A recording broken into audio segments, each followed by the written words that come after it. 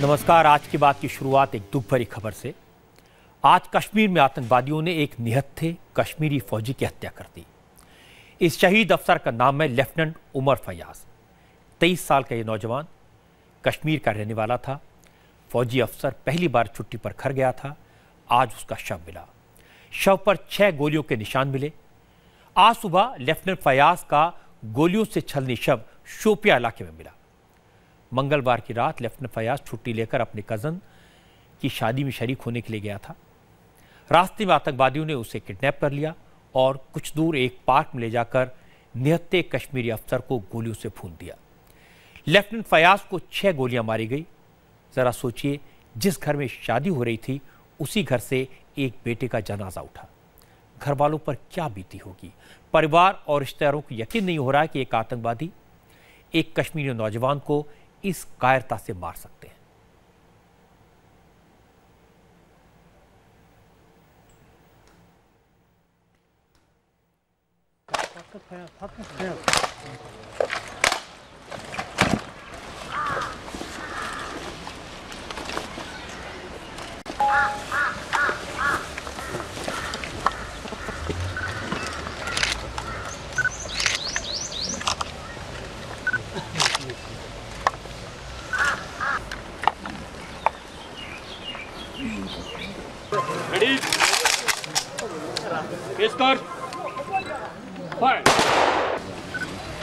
Lieutenant Umar Fayaz की posting Akhnoor में थी। वो राजपूताना राइफल्स की यूनिट में तैनात थे। 23 साल के लेफ्टिनेंट फयाज 5 महीने पहले ही एनडीए पास करके आर्मी में कमीशन अफसर बने थे। इस साल वो सेना के यंग ऑफिसर्स कोर के लिए जाने वाले थे। फयाज चाहते थे कि कश्मीर की धरती आतंकवाद से मुक्त हो, कश्मीर में अमन हो, चैन हो। लेफ्टिनेंट फयाज एक एग्जाम्पल बने थे कश्मीरी नौजवानों के लिए। फयाज ने यह साबित किया था कि कश्मीरी नौजवान भी मुख्य धारा से जुड़ करके आगे बढ़ सकते हैं और यही बात आतंकवादियों को शायद खटक रही थी। इसीलिए आतंकवादियों ने ऐसे वक्त हमला किया जब लेफ्टिनेंट फयाज रिटेलिएट नहीं कर सकते थे। न उनके पास कोई गन थी, न उनके साथ उनके फौजी साथी थे। अब तक आतंकवादी ऑन ड्यूटी जवानों पर हमला करते थे। ऐसा पहली बार हुआ कि आतंकवादियों ने किसी निहत्थे कश्मीरी फौजी को किडनैप करके उसे गोलियों से छलनी कर दिया।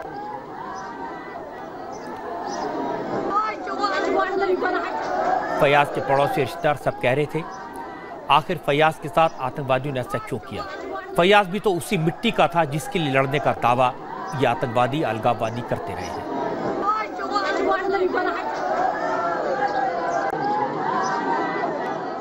सवेरे उठे ना तो हमने यही घर वालों ने बताया उनकी डेथ हुई, लेकिन बहुत शरीफ लड़का था। तो हम सारे रिश्तेदारों के साथ भी अच्छा सलूक करता था, सब उनके साथ बहुत अच्छा। लेकिन एक छोटा था, बहुत अच्छा ही शरीफ खानदान का था। शादी पर आया था तो हमने सुना सुबह इसका फायर दे दिया। ये पता नहीं किसने क्या दिया, किसने दिया, हमें कोई मालूम नहीं है। बस इतना खबर आया। किसी के साथ ना झगड़ा इसकी, ना कोई, बड़ा शरीफ लड़का है। आर्मी ने पूरे सैनिक सम्मान के साथ अपने यंग लेफ्टिनेंट को आखिरी विदाई दी। आर्मी ने छुट्टी पर गए अफसर के हमले को आतंकवादियों की बौखलाहट बताया। सेना ने कहा कि शहीद लेफ्टिनेंट उमर फयाज को गोलियों से छलनी करने वालों को अंजाम तो भुगतना ही होगा। आतंकवादियों की इस कायरतापूर्ण हरकत की सजा जरूर मिलेगी, जल्द से जल्द मिलेगी। सेना ने कश्मीर में छुट्टी पर गए जवानों को भी अलर्ट कर दिया है। This was a very dastardly and act of cowardice, जिसमें कुछ अननोन टेररिस्ट ने, जो इस इलाके में रहते हैं, इन्होंने कल रात को लेफ्टिनेंट उमर फयाज को किडनैप किया है और बाद में उनको मार दिया गया है। इंडियन आर्मी इस दुख की घड़ी में इस फैमिली के साथ खड़ी है और हम इस मार्टियर को सैल्यूट करते हैं एंड हम एश्योरेंस देते हैं कि जिन भी लोगों ने ये एक्ट परपेट्रेट किया है उनका हम उसी भाषा में जवाब जल्द से जल्द देंगे। रक्षा मंत्री अरुण जेटली ने भी इस घटना पर दुख नाराजगी जाहिर की। जेटली ने ट्वीट किया कि सरकार दुख की घड़ी में लेफ्टिनेंट उमर फयाज के परिवार के साथ है। इस यंग ऑफिसर को जेटली ने घाटी के युवाओं के लिए रोल मॉडल बताया। जेटली ने लिखा कि लेफ्टिनेंट फयाज एक अच्छे और बहादुर अफसर के साथ साथ एक शानदार खिलाड़ी भी थे। जेटली ने यह भी लिखा कि फयाज का बलिदान हमें याद दिलाता है कि घाटी से आतंकवाद का सफाया जरूरी है। आतंकवादी दावा तो करते हैं कि वो कश्मीरियों के हक और हुकूक के लिए लड़ते हैं, लेकिन लेफ्टिनेंट उमर फैयाज तो कश्मीरी था, उसी मिट्टी का बना था। फिर आतंकवादियों ने इस निहत्थे कश्मीरी नौजवान को क्यों मारा? असलियत यह है कि लेफ्टिनेंट उमर ये साबित करने वाला नौजवान था कि कश्मीरियों में न हौसले की कमी है, न टैलेंट की कमी है, न प्रतिभा की। वो हर क्षेत्र में आगे बढ़ सकते हैं। वो कश्मीरी नौजवानों के प्रेरणा स्रोत बन गए थे, इंस्पिरेशन का एक सोर्स बन गए थे।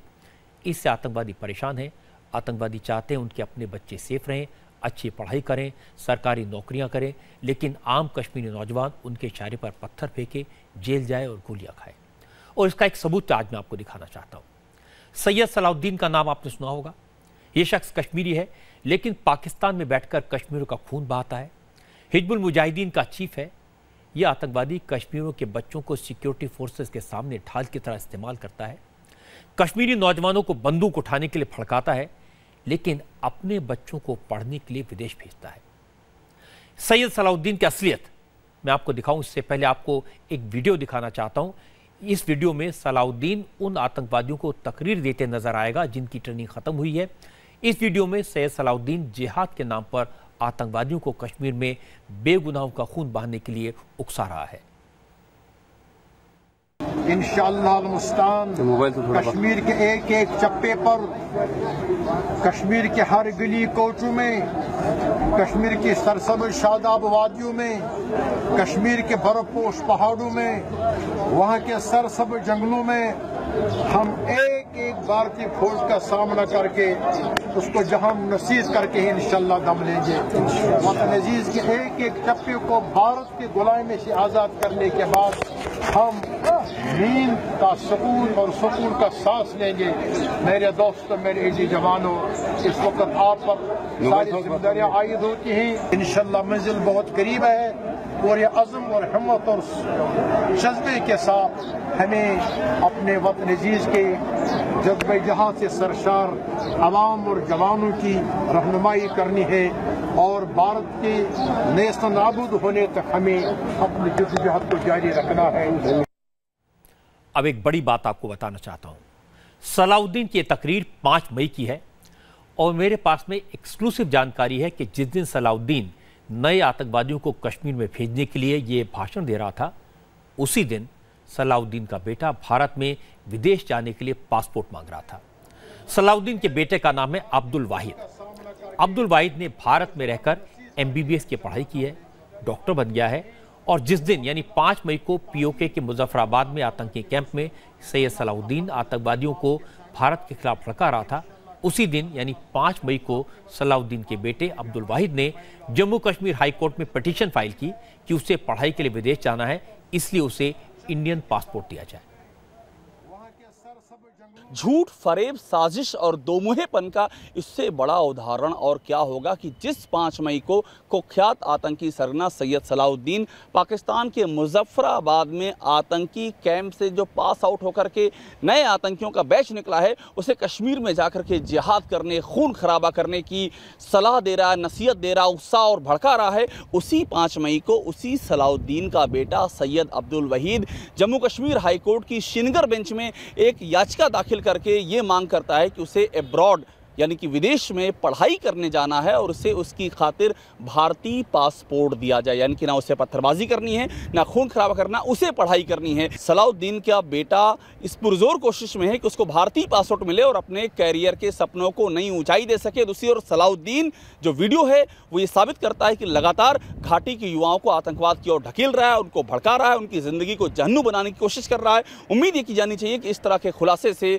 जिन आँखों को जानबूझ करके गुमराही के अंधेरों में ढकेल दिया गया है, वे आंखें जरूर खुलेंगी। ये कैसे डबल स्टैंडर्ड है? सलाउद्दीन जैसे आतंकवादी दूसरों के बच्चों के हाथ में बंदूक देना चाहते हैं और अपने बच्चों को डॉक्टर बनाना चाहते हैं। आतंकवादी जब कश्मीर के बच्चों को सिक्योरिटी फोर्सेस को चैलेंज करने को मजबूर करते हैं और अपने बच्चों को पढ़ने के लिए विदेश भेजते हैं। आज जो हुआ वो आंखें खोलने वाला है। कश्मीर के जाबाज लेफ्टिनेंट उमर फैयाज की जिस तरह से हत्या की गई, इसको देख करके कश्मीर के नौजवानों को एक सबक सीखना चाहिए। आज एक सुकून देने वाली खबर भी आई। पाकिस्तान की जेल में बंद इंडियन नेवी के पूर्व अफसर कुलभूषण जाधव के मामले में भारत को बड़ी कामयाबी मिली। इंटरनेशनल कोर्ट ऑफ जस्टिस ने कुलभूषण जाधव की फांसी पर रोक लगा दी है। कुलभूषण जाधव को पाकिस्तान के मिलिट्री कोर्ट ने जासूसी के झूठे आरोप में बिना अपील, बिना वकील, बिना सबूतों के फांसी की सजा सुना दी थी। भारत ने 16 बार कॉन्सुलर एक्सेस मांगा, लेकिन पाकिस्तान ने नहीं दिया। इसके बाद भारत ने 8 मई को इंटरनेशनल कोर्ट में अपील की। इस अपील पर इंटरनेशनल कोर्ट ने पाकिस्तान से कहा है कि सभी विकल्पों पर विचार करने से पहले कुलभूषण जाधव को फांसी न दी जाए। विदेश मंत्री सुषमा स्वराज ने कुलभूषण जाधव की मां को फोन करके इंटरनेशनल कोर्ट ऑफ जस्टिस के ऑर्डर की जानकारी दी है। सरकार ने इंटरनेशनल कोर्ट में कुलभूषण जाधव के केस को रिप्रेजेंट करने के लिए सीनियर एडवोकेट हरीश साल्वे को भेजा था। तत्काल जो ये उनके खिलाफ मृत्युदंड घोषित किया गया है पाकिस्तान में, उसको सस्पेंड किया जाए।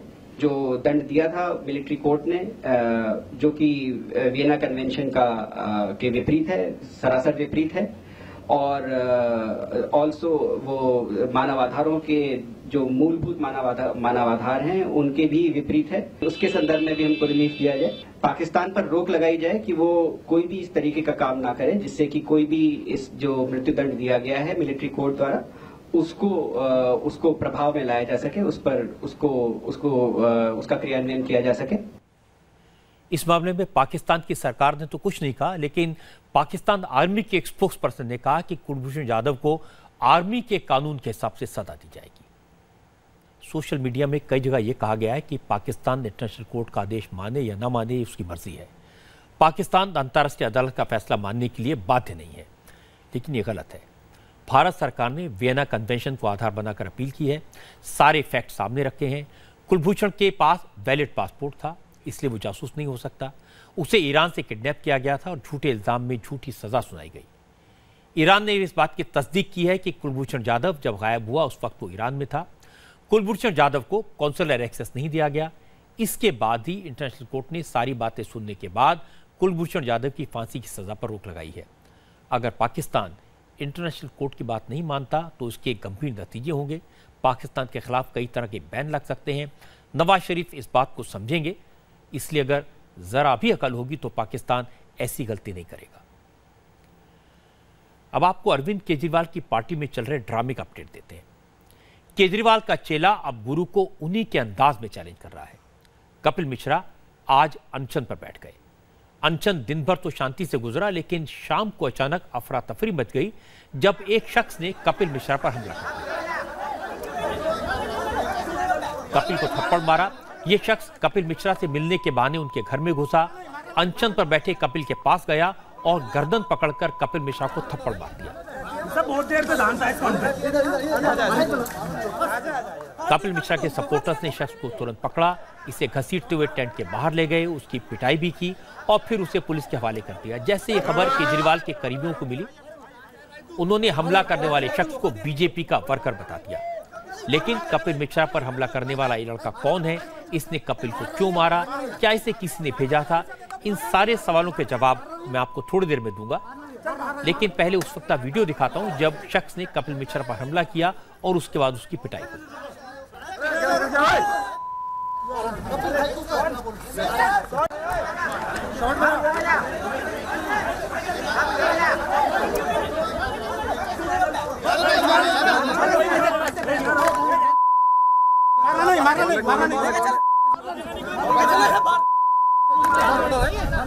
सब बहुत देर से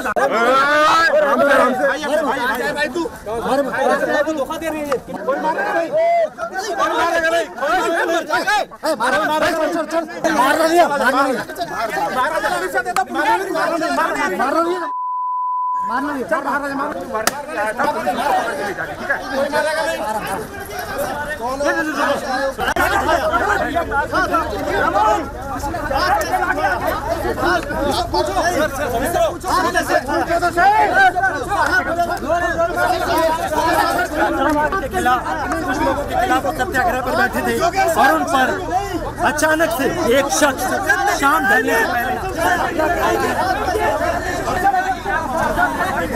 पहले कोई और गिर जाएगा तेरी वजह से यार, तेरी वजह से कोई और गिर जाएगा।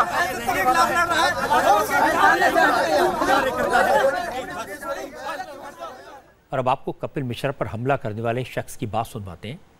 जिस वक्त पुलिस उसे ले जा रही थी, उससे बार बार रिपोर्टर्स ने पूछा उसका नाम क्या है, किस पार्टी का था, किसने भेजा था।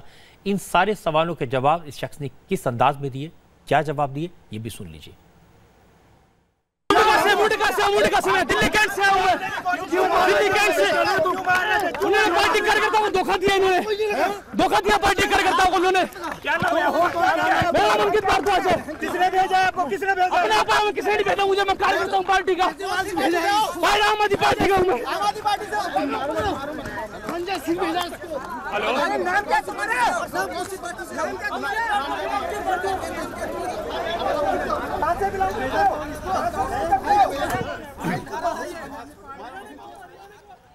आज जिस वक्त कपिल मिश्रा पर हमला हुआ, उनका मेडिकल चेकअप चल रहा था। डॉक्टर उनका ब्लड प्रेशर और शुगर लेवल की जांच कर रहे थे। इसी दौरान अंकित नाम का एक शख्स आया और कपिल पर अटैक किया। खुद कपिल ने क्या कुछ कहा, ये भी आप सुन लीजिए। वो शख्स अचानक तेजी से दौड़ता हुआ आया और कूदने की कोशिश की मेरे ऊपर। उसका हाथ मेरी गर्दन पे लगा, तभी सभी साथियों ने उसको रोक लिया और उसको लेकर चले गए यहाँ से। उनकी नीयत क्या थी ये मेरे को नहीं पता, लेकिन बहुत ही ज़्यादा कुछ ख़राब नीयत के साथ आए हुए लगे वो व्यक्ति मेरे को। मैं केवल इतना कहना चाहता हूँ कि इस तरह के लोग आएंगे, इस तरह की घटनाएं होंगी। हमारा कोई साथी हिंसा ना करे। अगर हमारे साथियों ने हिंसा करी तो मैं जल का भी त्याग कर दूंगा। आदमी तक कितनी देर की घटना हुई तकरीबन? ये तो केवल 2 मिनट में हुआ है। 2 मिनट में अचानक से हुआ जो कुछ हुआ। कपिल मिश्रा सुबह से अनशन पर बैठे हैं। उन्होंने ये भी कहा कि उन्हें ऐसे हमले की आशंका पहले से थी, उनकी जान को खतरा है। सुबह ही आपने बोला था कि आपको जान से मारने की धमकी मिल रही है, एक कॉल भी आया था आपके। आपको लगता है कि इस तरह से जो तो सही चरितार्थ होती हुई दिख रही है आपके ऊपर? कोई फर्क नहीं पड़ता। सुबह भी मैंने कहा था कि ये सब चीज़ें होंगी। हम जिस रास्ते पे चल रहे हैं उसमें ये सब होना ही है। मुझे ना डर लगता, ना मैं इन चीज़ों से रुकने वाला हूं। अपना नाम वो अंकित भारद्वाज बता रहा था, कह रहा था मैं मुंडका से आया हूँ और कपिल मिश्रा ने आम आदमी पार्टी के कार्यकर्ताओं का मनोबल तोड़ा है, इसलिए मैंने ऐसा किया है। कोई बात नहीं है, जिसको जो सही लगे, जो मेरे दिल में मेरी आत्मा को सही लग रहा है वो मैं कर रहा हूँ। जो उनके दिल को, उनकी आत्मा को सही लगेगा वो करेंगे।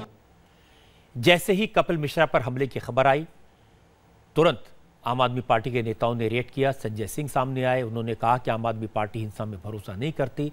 कपिल मिश्रा पर हमला करने वाला शख्स बीजेपी का है और बीजेपी ने अंकित को भेजा है।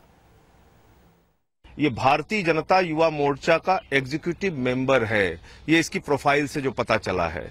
और इसकी फोटोज आप देख लीजिए, भारतीय जनता पार्टी के प्रदर्शन में भी है। इसकी फोटोज पवन शर्मा बीजेपी के नेता के साथ भी है। इसकी फोटो भाजपा के तमाम नेताओं, ये सतीश उपाध्याय जी के साथ भी इनकी फोटो है। और इनकी फोटो विजय सापला जो केंद्रीय मंत्री हैं उनके साथ भी है। तो मैं जैसा बार बार कह रहा हूं कि इस पूरे खेल के पीछे भारतीय जनता पार्टी की एक गहरी साजिश है। आम आदमी पार्टी की सरकार को अस्थिर करना, आम आदमी पार्टी को बदनाम करना, एक निरंतर कोशिश भारतीय जनता पार्टी की ओर से चल रही है और उसी का ये खेल है। लेकिन थोड़ी देर बाद संजय सिंह की ये बात बिल्कुल गलत साबित हुई। असलियत सामने आई। अंकित ने पुलिस को बताया कि वो आम आदमी पार्टी का कार्यकर्ता है, बीजेपी से उसका कोई लेना देना नहीं है। एक व्यक्ति जिसका नाम अंकित भारद्वाज है, उसको वहाँ पर जो इंसिडेंट हुआ उसी के बाद में पुलिस के द्वारा उसको थाने पर लेके आया गया और अभी जांच चल रही है। सर, बीजेपी का ही आम आदमी पार्टी? आम आदमी पार्टी का कार्यकर्ता है। एग्जैक्ट इंसिडेंट क्या है ये अभी आफ्टर प्रॉपर इंक्वायरी।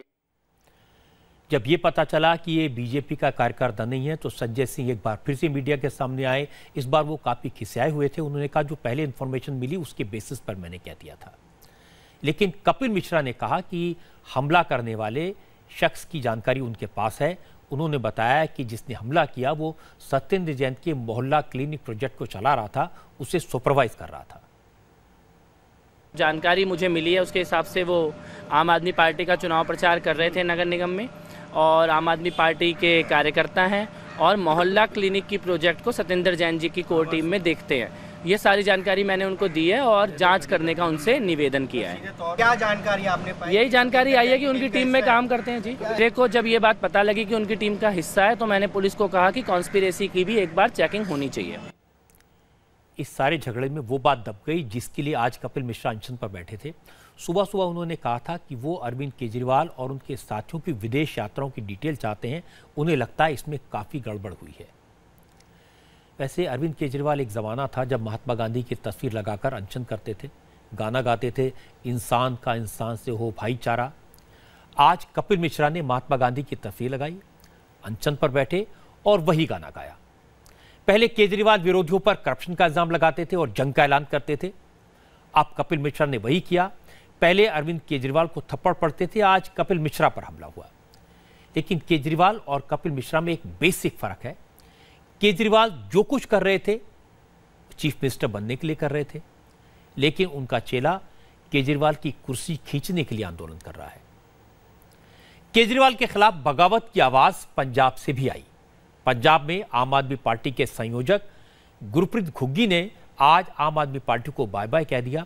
घुग्गी ने कहा कि केजरीवाल कहते कुछ हैं, करते कुछ हैं। अब आम आदमी पार्टी में ट्रांसपेरेंसी नहीं रही, मनमाने तरीके से फैसले होते हैं। जो इसके खिलाफ आवाज उठाता है उसकी आवाज को दबाने की कोशिश होती है। उनके साथ भी ऐसा ही हुआ। गुरप्रीत घुग्गी के साथ पंजाब में आम आदमी पार्टी के senior vice president Jagdeep Singh Gill ने भी पार्टी से इस्तीफा दिया। घुग्गी ने कहा कि पंजाब में ईवीएम की वजह से हार नहीं हुई, केजरीवाल की वजह से आम आदमी पार्टी हार गई। यहाँ के लाखों ऐसे वॉलंटियर्स हैं जिन्होंने अपनी दुनिया, अपने काम छोड़ के पार्टी के लिए काम किया है, लेकिन आज 2 महीने हो गए हैं। क्या पार्टी के वॉलंटियर इस चीज के हकदार नहीं है कि 2 महीने में हमारी लीडरशिप जो यहाँ रहती रही है, अपना घर समझ के पंजाब को 2 महीने में 1 मिनट आके मीडिया को संबोधन करती, किसी एक फंक्शन में आके, किसी एक जगह इकट्ठे करके हमारे जो वॉलंटियर्स थे, जो रोज मुझे फोन कर रहे, मेरे पास आंसर नहीं था, उनको मिलते, उनको बताते कि हम कोई बात नहीं, हार गए हैं, आगे चलेंगे। अरविंद केजरीवाल साहब 1 महीने में 5-5 बार आते थे, तो 2 महीने में हो गए हैं, 2 महीने हो गए हैं, तो 5 मिनट के लिए आ जाते लोगों को मिलने। लोग अपने आप को धोखे में महसूस कर रहे हैं, लोगों का दिल टूटा हुआ है कि लीडरशिप ने बात ही नहीं की पंजाब के साथ। मैं ये कहता था कि एक बार लोगों से आके मिलो, तो उनको शायद वो लीडरशिप चाहिए थी जो उनके मुताबिक बोले। चुनाव के वक्त जब केजरीवाल को जरूरत थी तो उन्होंने गुरप्रीत घुग्गी को पंजाब का कन्वीनर बनाया। इलेक्शन हारने के बाद घुग्गी को किनारे कर दिया, भगवंत मान को पंजाब का अध्यक्ष बना दिया। घुग्गी को यह बात बुरी लगी। उन्होंने कहा कि शराब पीने वाले शख्स की लीडरशिप में काम नहीं कर सकते। टीवी ਤੇ ਦੱਸ ਦਿੰਦੇ ਵੀ ਗੁਰਪ੍ਰੀਤ ਵੜੈਚ ਨੂੰ ਹਟਾ ਕੇ ਤੇ ਭਗਵੰਤ ਮਾਨ ਨੂੰ ਬਣਾਤਾ ਕਿ ਗੱਲ ਖਤਮ ਹੋ ਜਾਂਦੀ। ਪਰ ਮੇਰੇ ਲਈ ਇਹ ਔਖਾ ਕਿ ਮੈਂ ਉਸ ਲੀਡਰਸ਼ਿਪ ਥੱਲੇ ਕੰਮ ਕਰਾਂ ਜਿਹਦੇ ਤੇ ਪਾਰਟੀ ਨੂੰ ਹੀ ਸ਼ੱਕ ਹੈ ਕਿ ਕੱਲ ਨੂੰ ਜੇ ਇਹਨਾਂ ਨੇ ਫੇਰ ਸ਼ਰਾਬ ਪੀਤੀ ਤੇ ਪਾਰਟੀ ਚੋਂ ਹਟਾ ਦਿੱਤਾ ਜਾਏਗਾ, ਪ੍ਰਧਾਨਗੀ ਤੋਂ ਹਟਾਤਾ ਜਾਏਗਾ, ਸੌਰੀ, ਤੇ ਫਿਰ ਅੱਜ ਹੀ ਮੇਰੇ ਲਈ ਉਸ ਲੀਡरशिप ਥੱਲੇ ਕੰਮ करना औखा है। एक कहावत आपने सुनी होगी, कहीं की ईंट कहीं का रोड़ा, भानुमति ने कुनबा जोड़ा। पंजाब में आम आदमी पार्टी ऐसे ही टुकड़े टुकड़े जोड़कर बनी थी, अब वो धीरे धीरे सामने आ रहे हैं। केजरीवाल अभी भी पंजाब में हार के लिए ईवीएम को जिम्मेदार ठहरा रहे हैं, लेकिन इस वक्त पंजाब में जो हाल है, जिस तरह से लीडर पार्टी छोड़कर भाग रहे हैं, जिस तरह की बातें वो बता रहे हैं, इससे साफ है आम आदमी पार्टी पंजाब में क्यों हारी। अब वक्त है आज की अच्छी खबर का। यह अच्छी खबर प्रधानमंत्री मोदी ने दी। आप तो सुनाएंगे मोदी की बात, लेकिन इससे पहले 20 सेकंड का स्पॉन्सर मैसेज। अब आज की अच्छी खबर, सुप्रीम कोर्ट की सारी कार्रवाई अब पेपरलेस होगी, कागज का इस्तेमाल जरा भी नहीं होगा।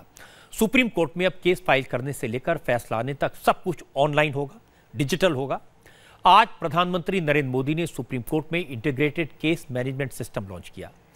इस सिस्टम का फायदा यह है कि अब किसी को कोर्ट में मोटी मोटी फाइलें लेकर जाने की जरूरत नहीं पड़ेगी, बस एक क्लिक से सुप्रीम कोर्ट में पिटीशन फाइल हो सकती है। दूसरा फायदा यह भी है कि सिस्टम के जरिए हर कोई अपना केस ऑनलाइन ट्रैक कर सकेगा, न फाइलें गायब होंगी, न उनमें हेराफेरी की गुंजाइश। कोर्ट की प्रोसीडिंग में ट्रांसपेरेंसी बेहतर होगी। सुप्रीम कोर्ट के इस सिस्टम से सभी 24 हाई कोर्ट्स को जोड़ा गया है, यानी अब अगर किसी को हाई कोर्ट के फैसले के खिलाफ सुप्रीम कोर्ट जाना हुआ तो वो केस के पेपर्स को ऑनलाइन भेज सकता है। प्रधानमंत्री मोदी ने इस सिस्टम को इनॉग्रेट करते हुए कहा कि टेक्नोलॉजी के मामले में हमें नेक्स्ट जनरेशन की सोच के साथ तालमेल बनाकर चलना होगा। देश बदल रहा है,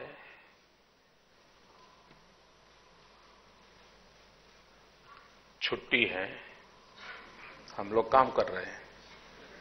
हम में से कोई, इंक्लूडिंग माई सेल्फ, जब तक अखबार हाथ में लेकर के अखबार नहीं पढ़ते तब वो मजा नहीं आता है। अखबार पढ़ा ऐसा लगता है। आज के बच्चे अखबार को छूते नहीं, यूं यूं करके दुनिया भर की खबर लेकर आ जाते हैं। तो ये जो बदलाव है, इस बदलाव के साथ अपने आप को जोड़ना और ये एक एनवायरनमेंट क्रिएट करना पड़ता है, तब जाकर के होता है। जी, मोदी की सफलता का बड़ा राज यह है कि वो वक्त के साथ चलते हैं, वक्त के साथ बदलते हैं। जरूरी भी है और अच्छा भी है। प्रधानमंत्री ने बताया कि वक्त के साथ बदलना जरूरी क्यों है और इसके क्या फायदे हैं। एक कागज A4 साइज का एक कागज उपयोग करते हैं। रिसर्च ये कहता है कि A4 साइज का एक कागज पूरी प्रक्रिया के दरमियान 10 लीटर पानी कंज्यूम करता है। 10 लीटर पानी। इसका मतलब यह हुआ कि मैं अगर इस पेपरलेस दुनिया की ओर जाता हूं तो मैं कितनी बड़ी आने वाली पीढ़ियों की सेवा करने वाला हूं।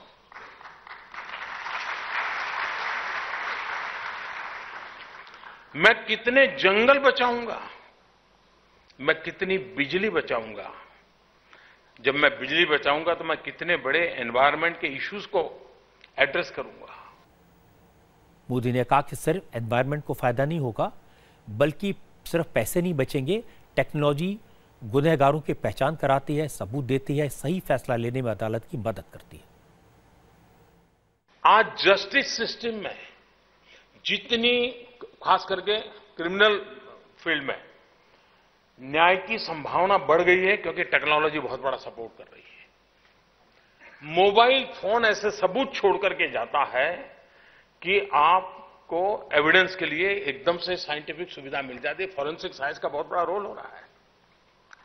एक्सीडेंट के मसले सीसीटीवी कैमरा के फुटेज से आप जजमेंट देने के लिए नतीजे पर।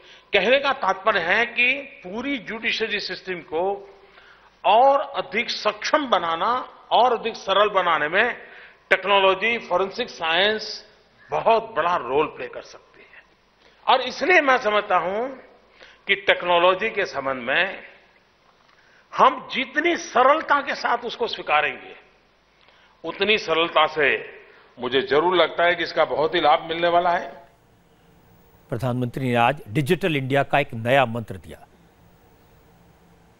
मेरा मत है IT plus IT is equal to IT। अब ये अरिथमेटिक वालों के लिए काम का नहीं है। जब मैं कहता हूं, बड़े विश्वास से कहता हूं, IT plus IT is equal to IT, information technology plus Indian talent is equal to India tomorrow. ये सामर्थ्य है इसमें। इस सामर्थ्य का हम उपयोग करके कैसे आगे बढ़े। और आखिर में प्रधानमंत्री ने वकीलों से रिक्वेस्ट की। उन्होंने कहा कि अगर किसी को पैसे की कमी के कारण न्याय नहीं मिलता तो यह सबसे ज्यादा दुख की बात है। इसलिए वकील गरीबों को फ्री लीगल हेल्प देने के लिए आगे आए। आज मैं देश की लीगल फ्रेटर्निटी को, खास करके मेरे वकील मित्रों से आग्रह कर रहा हूं। ये जो प्रो बोनो की कंसा, हमने एक ऐप डेवलप किया है। आप अपने आप को रजिस्टर करवाए कि किसी गरीब को मदद चाहिए तो मैं गरीब के लिए मुफ्त में तैयार हूं। एक पूरा देश में मूवमेंट खड़ा हो, गरीबों को लीगल हेल्प करने के लिए हम आगे आए। डिजिटाइजेशन के बहुत सारे फायदे हैं। कोर्ट कचहरी का काम पेपरलेस हो जाएगा। इससे कागज के लिए कटने वाले लाखों पेड़ बचेंगे, पानी बचेगा, पर्यावरण का फायदा होगा, ट्रांसपेरेंसी बढ़ेगी, कोर्ट की फाइलों में, रिकॉर्ड में हेराफेरी संभव नहीं होगी। ये अच्छी खबर है। मेरी आप सबसे अपील है, कागज का कम से कम इस्तेमाल करें। आप भी वक्त के साथ बदलें और पर्यावरण की रक्षा में अपना योगदान दें। अब वो खबर जिसका इंतजार ट्रिपल तलाक की विक्टिम मुस्लिम महिलाओं को काफी वक्त से है। कल से सुप्रीम कोर्ट में ट्रिपल तलाक के इशू पर सुनवाई शुरू होगी। सुप्रीम कोर्ट की 5 जजों की कॉन्स्टिट्यूशन बेंच इस मामले में रोजाना सुनवाई करेगी। इस बेंच में चीफ जस्टिस JS खेर के साथ justice Kurian Joseph, justice Rohinton Fali Nariman, justice UU Lalit और जस्टिस S अब्दुल नजीर भी मौजूद रहेंगे। ट्रिपल तलाक के साथ निकाह, हलाला और पॉलीगेमी के इशू पर भी कोर्ट में रोज सुनवाई होगी। आपको बता दें कि केंद्र सरकार ने ट्रिपल तलाक के खिलाफ सुप्रीम कोर्ट में एफिडेविट फाइल किया है, जबकि all India Muslim personal board triple तलाक को अबॉलिश करने के हक में नहीं है। कल सुनवाई शुरू होनी है और आज जमीयत उलमा हिंद के अध्यक्ष मौलाना अरशद मदनी ने फिर कहा कि ट्रिपल तलाक का मुद्दा उठाकर मुसलमानों को डराने की कोशिश हो रही है, मजहबी मामलों में दखल की साजिश हो रही है। मुस्लिम महिला और मुस्लिम मर्द इस मुल्क के अंदर 3 साल से तो नहीं रह रहा है, 300 साल ही से तो नहीं रह रहा है, वो तो इस मुल्क के अंदर हजारों साल से रह रहे हैं। ऐसा लगता है कि प्रोपेगेंडे की दुनिया में ऐसा लगता है कि हर घर के अंदर तलाक दी हुई औरतें बैठी हुई हैं और उनकी जिंदगी बर्बाद है। जैसे कि प्रोपेगेंडे ने ऐसा साबित कर दिया जैसे हर मुसलमान 4 ही निकाह करता है और उसकी 4 ही बीवियां। ये सूरत हाल गलत है, ये हमारा एक मजहबी मसला है, हमें आजादी मिलनी चाहिए। अगर कोर्ट को इस सिलसिले में कोई एतराज है तो बजाय इसके कि कोर्ट हमारे मजहब में दखल अंदाजी करे, वो इस मसले को उलमा के सामने एक मर्तबा मौका दे, बजाय इसके कि मजहब के अंदर कोर्ट मुदाखलत करे, कोर्ट ये कहे कि तुम इस मसले के अंदर ये नजाकतें ही इन्हें खत्म करो। यही लगता है कि अरशद मदनी जैसे नेताओं को मुस्लिम महिलाओं का दर्द नजर नहीं आता, जो ट्रिपल तलाक और हलाला का दंश झेल रही हैं। आज उनको एक बार फिर इन महिलाओं की बात सुननी चाहिए। वाराणसी में आज मुस्लिम महिलाएं हनुमान मंदिर गईं, हनुमान चालीसा पढ़ा और ये दुआ की कि भगवान मौलानाओं को ट्रिपल तलाक के इशू पर सद्बुद्धि दे। मुस्लिम महिलाओं को 3 तलाक से मुक्ति चाहिए। ये तलाक बहुत हो चुका, लोगों ने इसे एकदम खिलवाड़, एकदम मजाक बना लिया है। ऐसा नहीं है कि तलाक सभी का होता है या सभी जायज़ देते हैं या नाजायज़ देते हैं, लेकिन वो कहते हैं ना लोग कि जब तालाब में एक मछली ख़राब होती है तो सारे तालाब का पानी गंदा कर देती है। तो कुछ लोगों ने इसे अपने ऐशो आराम के लिए एकदम बदकार बना के रख दिया है। तो हम लोग चाहते हैं कि सुप्रीम कोर्ट से हमें ये न्याय मिले कि 3 तलाक से मुक्ति। मुस्लिम महिलाओं की हनुमान मंदिर में इस पूजा को आरएसएस के नेता इंद्रेश कुमार ने ऑर्गेनाइज किया था। इंद्रेश कुमार ने कहा कि जिस देश में आधी आबादी की बात न सुनी जाए, महिलाओं को उनके हक न मिले, महिलाओं पर जुल्म हो, ऐसा समाज कभी तरक्की नहीं कर सकता। धर्म गुरुओं के लिए एक सीख है कि उन्होंने मीडिया जो उनके अंदर की गंदगी को, शैतान को और अंदर के अत्याचार और अन्याय को उठाकर इस बात का रास्ता दे रहा है कि नारी सर्व के लिए और सम्माननीय है। कहते हैं नारी का सम्मान मनुष्य शैतान बनने के बजाय फरिश्ता बनता है, नारी पर अत्याचार मनुष्य गिरकर शैतान बनता है। उनकी महिलाएं उनके अत्याचारों के विरुद्ध क्रांति के मार्ग से स्वयं सुप्रीम कोर्ट में गई हैं। वो अपने अंदर झांकेंगे तो उनको अपनी बुराई भी दिख जाएगी। चूंकि ये मामला अब सुप्रीम कोर्ट के सामने है, इसकी रोज सुनवाई होगी, इसलिए मौलानाओं को सुनवाई का इंतजार करना चाहिए। इस बात को अप्रिशिएट करना चाहिए कि गर्मी की छुट्टी में वक्त निकालकर सुप्रीम कोर्ट के 5 जज इस मामले की सुनवाई कर रहे हैं। इसमें सबको अपनी राय रखने का मौका मिलेगा। हमें इस बात पर भरोसा करना चाहिए कि सुप्रीम कोर्ट में न्याय मिलेगा। अब आपको एक और मौलाना की बात सुनाना चाहता हूँ। इनकी बात सुनकर मुझे भी लगा कि कोई शख्स इस देश में रहकर इस तरह की बात बोलना तो दूर, सोच भी कैसे सकता है। कल मैंने आपको कोलकाता की टीपू सुल्तान मस्जिद के इमाम नुरुर रहमान बरकाती की बात सुनवाई थी। मौलाना गाड़ी पर लाल बत्ती लगाकर चल रहे थे और नरेंद्र मोदी को चैलेंज कर रहे थे, लेकिन आज इमाम साहब ने हद पार कर दी। नुरुर रहमान बरकाती ने कहा कि नरेंद्र मोदी देश को बर्बादी की तरफ ले जा रहे हैं। भारत हिंदू राष्ट्र बन चुका है, इसलिए जिहाद करना पड़ेगा। अब जिहाद के अलावा कोई रास्ता नहीं बचा। जिहाद का ऐलान किया गया है। जब हिंदुस्तान के कानून को बर्बाद किया जाएगा, जजों को नहीं माना जाएगा, कानून का उल्लंघन किया जाएगा, पुलिस का कत्ल किया जाएगा और लिखा है हिंदू राष्ट्र, बस वही तो हो रहा है। वही जहां हुआ। आपको क्या लग रहा है, हिंदू राष्ट्र हो रहा है? हिंदू राष्ट्र हो रहा क्या हो चुका। मैं तो मुजद्दिद हूं, मेरी आंख बहुत दूर देखती है। क्या जैसे भारत हिंदू राष्ट्र अंदर से बन चुका, खुल नहीं रहा अभी। तो अगर बन चुका है तो उसको भी हम लोग फेस करेंगे। जिहाद किस रूप में करेंगे? अब वो कैसे करेंगे, वो तो कैसे बताया आपको कैसे किया जाता है। जिहाद बहुत खतरनाक होता है। तो बहुत खतरनाक होता है, उसमें तो सारी कहानी खत्म हो जाती। नूरुर रहमान बरकाती की पहचान सिर्फ इतनी है कि वो कोलकाता की टीपू सुल्तान मस्जिद के इमाम हैं और ममता बनर्जी के करीबी हैं, उनके जयकारे लगाते हैं। इमाम साहब ने आज ये भी कहा कि जो मुसलमान मोदी को सपोर्ट करेगा उसे पीटेंगे, इस्लाम से बाहर करेंगे। आरएसएस नहीं ज्वाइन कर सकते, अगर करेंगे तो उनको इस्लाम से बाहर कर देंगे। हम कर दिया, अगर करेंगे खत्म करेंगे। पूरे मुसलमानों से बंगाल का मैं गुजारिश करूंगा कि उन तमाम मुसलमानों को पकड़ पकड़ के पीटो, उनको इस्लाम से बाहर करो, उनको निकालो सोसाइटी से। जो आरएसएस करे, बेचे मुसलमानों को। रुपया सुनिए, रुपये का तक अंबार बट रहा है यूपी में, जाइए। यूपी में जब भाजपा बेच रहा है, मेरा आदमी वोट दिया है, थूक के आया। मुसलमानों ने वोट दिया है। किसको? बीजेपी को।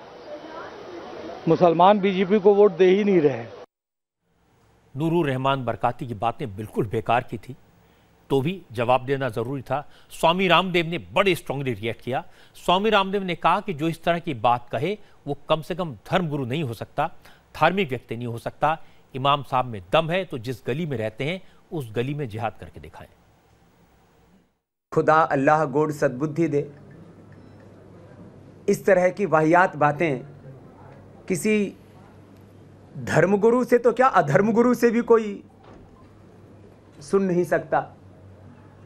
जो अधर्म करते हैं वो भी कम से कम चुप तो रहते, बोलते तो अच्छी बात है। जिनमें कुछ दम होता है ना, वो करके दिखाते हैं।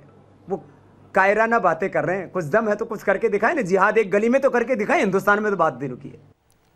केंद्रीय मंत्री मुख्तार अब्बास नकवी ने कहा, इस देश को नुकसान पहुंचाने की बात करने वाले इस तरह के लोगों के खिलाफ राज्य सरकार को सख्त एक्शन करना चाहिए।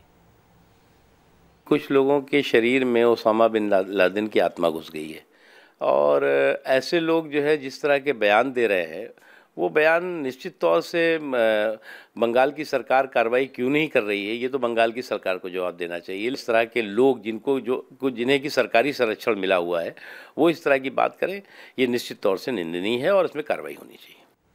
इमाम नूर रहमान बरकाती ने जो बातें कही उन पर मुसलमानों को भी गुस्सा आ रहा है। बरकाती ने जो कहा मुसलमानों की देशभक्ति पर हमला है, देश की कौमी एकता पर हमला है और ये देशद्रोह से कम नहीं है। नूरुर रहमान बरकाती को उसकी सजा मिलनी चाहिए। पश्चिम बंगाल की सरकार को चाहिए इस पर तुरंत एक्शन दें। अब आपको यूपी से आई वो तस्वीर दिखाना चाहता हूं जिन्हें देखकर मैं भी चौंक गया। एटा में एक शख्स ने थाने में पुलिस वालों के बीच दरोगा को जोरदार थप्पड़ मारा। कैमरे थे, पुलिस वाले थे, लेकिन इस शख्स को किसी की परवाह नहीं थी, किसी का डर नहीं था। असल में दरोगा को थाने में पीटने वाला यह शख्स खुद को विधान परिषद के सभापति और समाजवादी पार्टी के नेता रमेश यादव का भतीजा मोहित यादव बताता है। मोहित यादव ने दरोगा को थप्पड़ मारा। यही नहीं, जब पुलिस वालों से रोकने की कोशिश की तो उसने एक पुलिस वाले का कॉलर पकड़ लिया।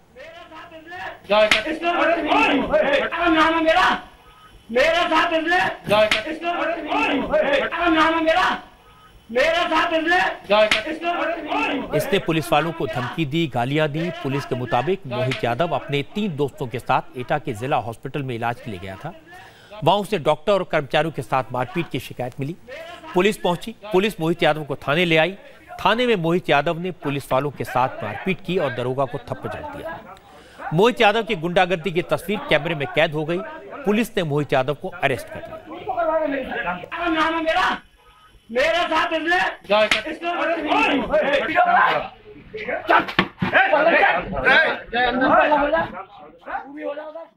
ये हॉस्पिटल में 2 टेक्नीशियंस थे जिनके पास ये अपने आप को माननीय सभापति विधान परिषद रमेश यादव का भतीजा बताता है। इसने जाके उनके साथ गुंडागर्दी करी है और ये कहा कि मैं फलां हूँ और मेरा ये परिचय है, मैं इनका भतीजा लगता हूँ और मुझे ये दो वो दो, और बदतमीजी करी। इसके साथ 2 लोग और थे, उन्हें बदतमीजी करी। जब पुलिस उसको पकड़ने पहुंची वहाँ भी इसने बदतमीजी करी। तथाकथित ये अपने आप को शराब के नशे में कहता है, हालांकि इसकी कोई मेडिकल पुष्टि फिलहाल हमारे पास नहीं है। इसको गिरफ्तार किया गया है और कठोरतम सजा दिलाई जाएगी। पुरानी कहावत है, रस्सी जल गई बल नहीं गया। यूपी में समाजवादी पार्टी की सरकार चली गई, लेकिन समाजवादी पार्टी के नेताओं की गुंडागर्दी आज भी जारी है।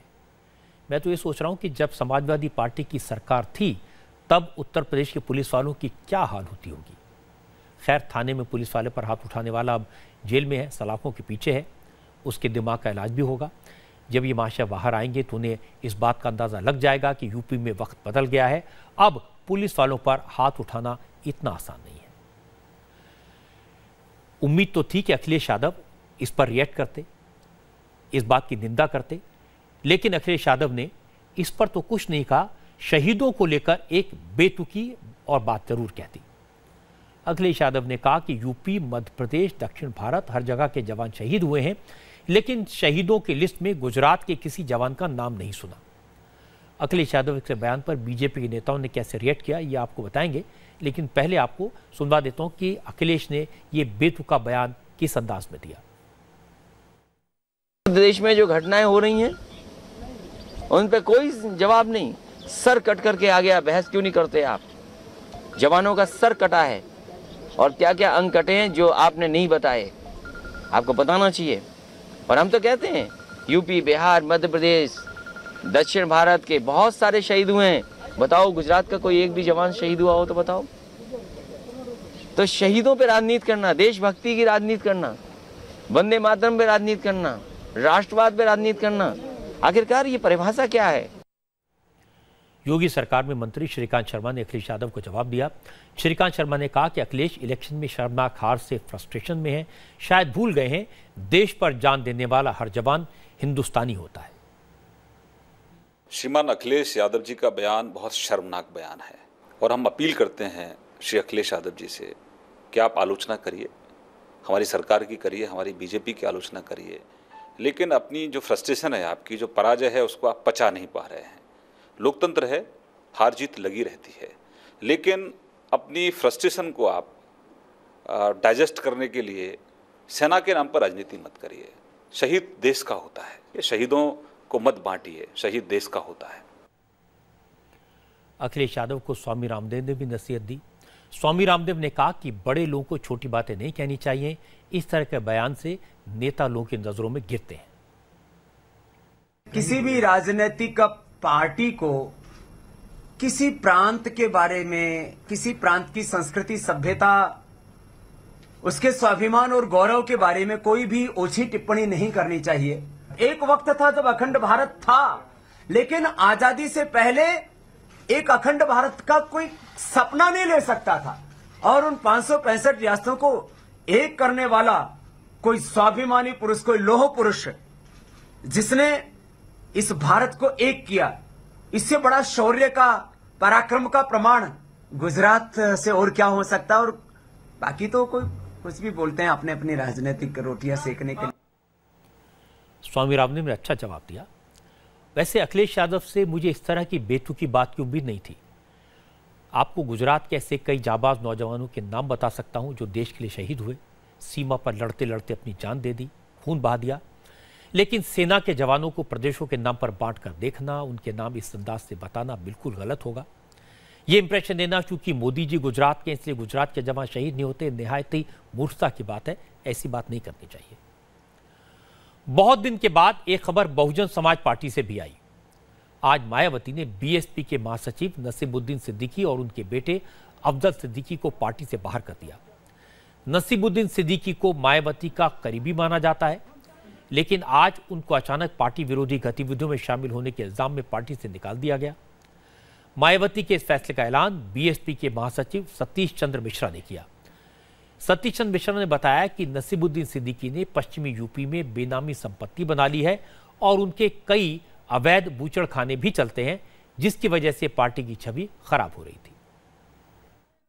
पश्चिम उत्तर प्रदेश, लखनऊ मंडल एवं उत्तराखंड प्रदेश के पार्टी के लोगों ने इन पर काफी गंभीर आरोप लगाते हुए इनका जबरदस्त विरोध किया। वहां के पार्टी के कुछ जिम्मेदार लोगों ने से ये मालूम हुआ कि इनकी पश्चिमी उत्तर प्रदेश में भी काफी बेनामी संपत्तियां हैं और दूसरों के नाम पर कई स्लॉटर हाउस भी चल रहे हैं। इन्होंने चुनाव के नजदीक कुछ लोगों से पैसा लेकर लगा दिया कि उत्तर प्रदेश में बीएसपी की सरकार बनने वाली है और मुझे फिर से कई महत्वपूर्ण विभाग मिलने वाले हैं, तो फिर मैं आपको इसके एवज में बहुत कार्य दिलवा दूंगा और फायदा पहुंचाऊंगा।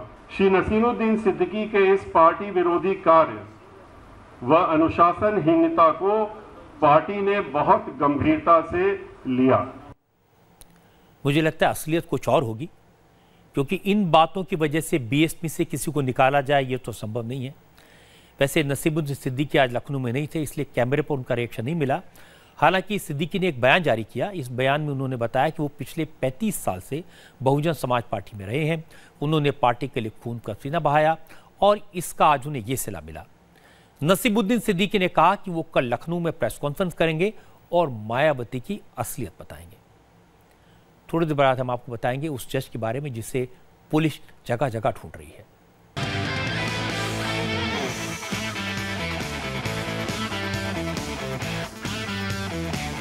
और अब आपको उस जज के बारे में बताते हैं जिन्हें अरेस्ट करने का आदेश सुप्रीम कोर्ट ने दिया है। कलकत्ता हाई कोर्ट के जज जस्टिस कर्णन को अरेस्ट करने के लिए कोलकाता पुलिस आज चेन्नई पहुंची, लेकिन जज साहब मिले नहीं। सुप्रीम कोर्ट ने कल ही जस्टिस कर्णन को कंटेम्प्ट के केस में 6 महीने की जेल की सजा सुनाई है। पुलिस को पता चला कि जस्टिस कर्णन आज शाम 4 बजे एक मंदिर में दर्शन करने आएंगे। पुलिस पहुंची, लेकिन जज साहब नहीं पहुंचे। ऐसा पहली बार हुआ कि सुप्रीम कोर्ट ने किसी हाई कोर्ट के जज को कंटेम्प्ट के केस में सजा सुनाई है। सुप्रीम कोर्ट की 7 जजों की बेंच ने यह ऑर्डर दिया और पश्चिम बंगाल के डीजीपी को आदेश दिया कि वो तुरंत जस्टिस कर्णन की गिरफ्तारी सुनिश्चित करें, लेकिन बंगाल पुलिस 24 घंटे ढूंढने के बाद भी जस्टिस कर्णन को खोज नहीं पाई। इस वक्त मुंबई में पॉप आइकॉन जस्टिन बीबर के फीवर में डूबी हुई है पूरी मुंबई। आम और खास लोग, हर किसी ने जस्टिन बीबर के लिए क्रेज नजर आ रहा है। सेलिब्रिटी से लेकर बड़े बड़े नेता डीवाई पाटिल स्टेडियम पहुंचे हैं। इस स्टेडियम में रात 8 बजे से जस्टिन बीबर का शो शुरू हो चुका है। जस्टिन बीबर के कॉन्सर्ट को देखने के लिए आलिया भट्ट, जैकलीन फर्नांडिस, श्रीदेवी जैसे सेलिब्रिटीज पहुंचे। पॉलिटिशियंस में अमर सिंह, सुशील कुमार शिंदे, आदित्य ठाकरे जैसे नेता भी स्टेडियम में नजर आए। रॉबर्ट वाड्रा भी जस्टिन बीबर का शो देखने पहुंचे हैं। जस्टिन बीबर अपना चौथा एल्बम लॉन्च कर रहे हैं। इसी एल्बम को प्रमोट करने वो वर्ल्ड टूर पर हैं। 23 साल के जस्टिन बीबर पहली बार इंडिया आए हैं। वो कल देर रात जब मुंबई पहुंचे तो दीवानगी का आलम यह था कि रात के वक्त भी एयरपोर्ट पर भारी तादाद में उनके फैंस जमा थे। मुंबई के जिस होटल में जस्टिन बीबर ठहरे हैं उसके बाहर लोगों की भीड़ नजर आई। डीवाई स्टेडियम के बाहर आज सुबह से लोग जुटने शुरू हो गए थे। कॉन्सर्ट की सबसे महंगी टिकट 76,790 रुपए बिकी, जबकि सबसे सस्ता टिकट 4,060 रुपए में। मुंबई में जस्टिन बीबर की सुरक्षा का ख्याल रखा गया है। उन्हें जेड कैटेगरी की सिक्योरिटी दी गई है। मैं दिल्ली से आई हूँ and the time I heard कि जस्टिन बीबर यहाँ आ रहा है, I told my mom I want the ticket, I want to go there. I am so excited, मतलब इतनी ज़्यादा एक्साइटेड हूँ। Like I was in 2nd class, from that time I have been waiting for this day. baby baby baby oh like baby baby baby oh। बहुत सारे fans हैं Justin Bieber के। थोड़ी देर बाद आपको दिखाएंगे बिहार से आई कुछ इंटरेस्टिंग तस्वीरें। आपको बताएंगे पुलिस के मालखाने में पड़ी शराब को खत्म करने के लिए क्या क्या करना पड़ रहा है।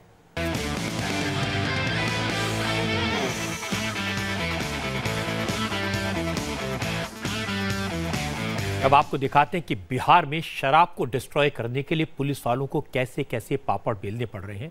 वैशाली में आज 17,000 लीटर शराब की बोतलों पर रोड रोलर चलाना पड़ा। पुलिस ने कड़ी सुरक्षा के बीच शराब को नष्ट किया। ये शराब अलग अलग जगहों से जब्त की गई थी और लंबे समय से थानों में रखी थी। वैशाली जिले में अब तक 47,000 लीटर शराब पकड़ी गई है। पिछले दिनों खबर यह भी आई थी कि बिहार के थानों में रखी गई शराब चूहे पी गए।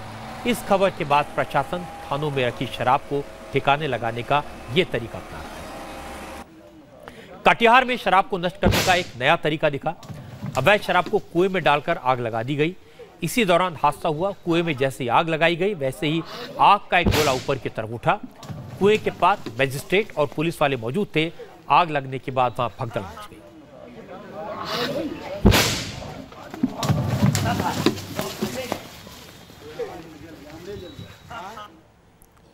आज की बात में इतना ही। स्टूडियो में पंकज हैं, मीनाक्षी हैं, जिन्होंने आपको बताएंगे दिन भर की 20 बड़ी खबरें नॉन स्टॉप सुपरफास्ट में।